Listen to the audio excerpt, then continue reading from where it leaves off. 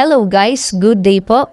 Magandang araw po sa lahat. At ngayong araw nga guys, meron tayong pag-uusapang uli na barya.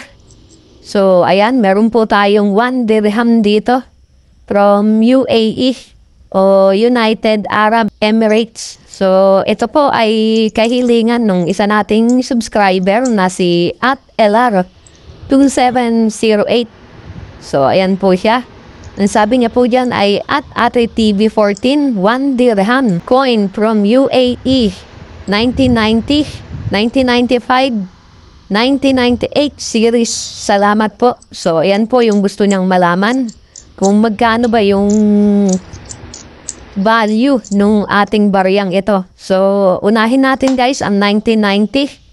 So ito pong hawak natin ay sample lang guys dahil ang 1990 ay commemorative coin ng UAE.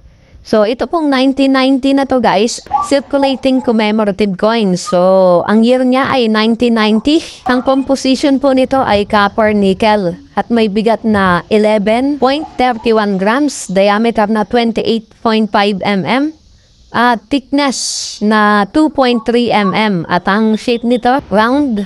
Ang technique milled at ang orientation ay medal alignment. So, yan po yung features nung baryang ito. So, ito po ay commemorative coin. At base po dito sa record ng numista, ang mintage po nung common na 1990. So, ito mayroong 93% na frequency. So, napakataas niyan guys. Kaya masasabi nating common yan. At ang collector's value nito guys, sa very fine condition, 280. Sa extra fine, 440. Sa AU condition, 880 pesos. At sa uncirculated condition, 880 pesos. So, hindi na masama guys kung may hawak kayong AU condition at uncirculated condition. So, napakalaki rin pala ng collector's value nito guys. At ang mintage nitong 1990 na common ay 250,000. So, yan po yung record. At ito namang isang 1990 na commemorative coin. So, ito po ay set guys, central bank set. So, yung set po may frequency na 8%. Kaya mas maganda kung iyon yung ating kukunin. So, mas mataas yung collector's value nun. At eto nga po pala yung set na 1990 na commemorative coin. So, ayan po. Ayan po yung likod. At eto naman yung harap. So, ayan. At eto po yung kanyang blister pack.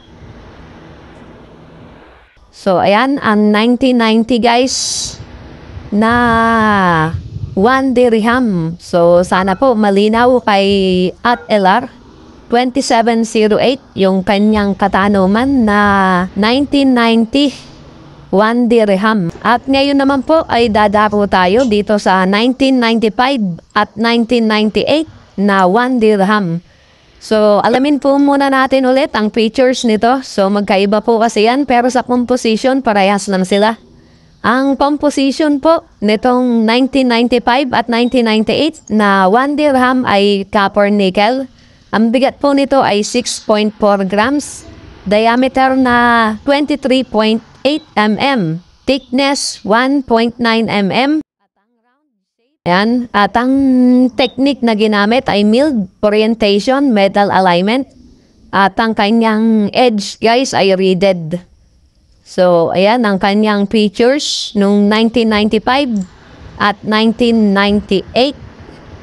At ngayon nga ay dumako tayo dito sa collector's value naman nitong 1995 at 1998 na 1 dirham. Pero bago yan guys, baka hindi ka pa po nakasubscribe dito sa ating channel. So, pasuyo na po ng subscribe button. At yung notification bell, wag niyo pong kakalimutan para updated po kayo sa mga pag-uusapan pa nating barya at i-update dito sa ating channel. So, pag may gusto kayong malaman guys na collector's value ng mga hawak ng barya, comment down below lang guys at gagawan po natin ng video yan. So, ayan. At ngayon nga po ay dumako tayo sa collector's value noong 1995. at 1998 na to. So, unahin natin guys yung 1995. Ang 1995 guys, may collector's value sa good condition, 11 pesos. Sa very good at fine condition, 20 pesos. So, same lang silang dalawa. Sa very fine, 23 pesos.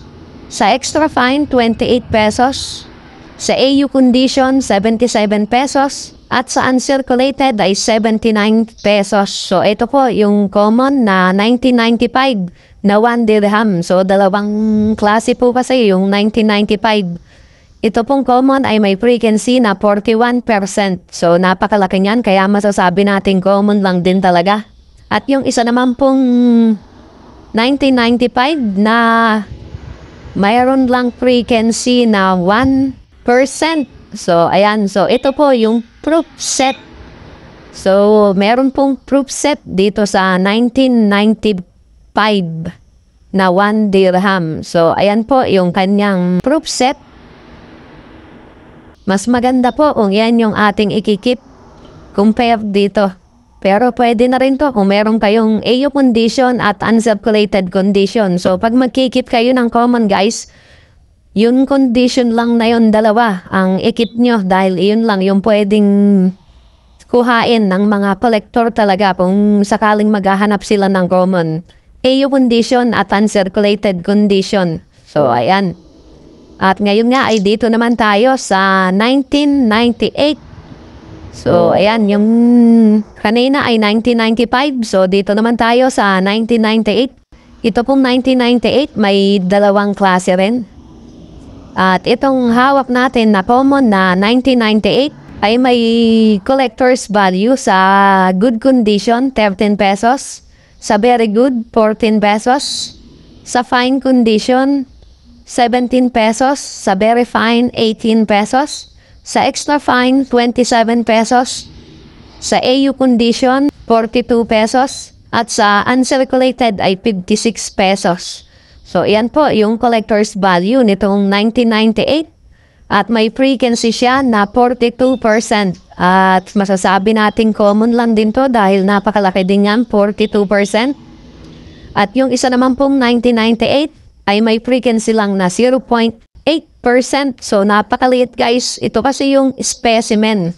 So, hindi po ito katulad nitong 1998 na common na circulating coin. So, ito po ay specimen, yung isang klase na 1998. Sample lang po yun. Kumbaga, bago gawain yung coin na yun. So, yun po yung nauuna, yung specimen.